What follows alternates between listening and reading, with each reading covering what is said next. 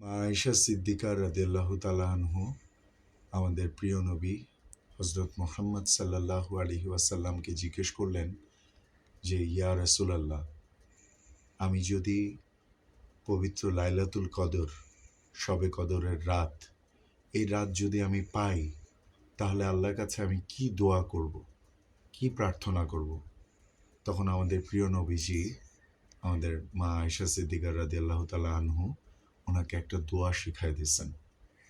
যে দোয়াটা হচ্ছে, আল্লাহুম্মা ইন্নাকা আফুউন তুহিব্বুল আফওয়া ফাআফু আন্নি।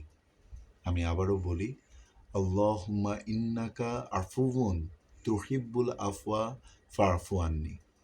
এই দোয়াটার অর্থটা এত সুন্দর, নবীজি বললেন যে এর অর্থ হচ্ছে, হে আল্লাহ, তুমি ক্ষমাশীল, তুমি ক্ষমা করতে পছন্দ করো, অতএব তুমি আমাদেরকে ক্ষমা করে দাও।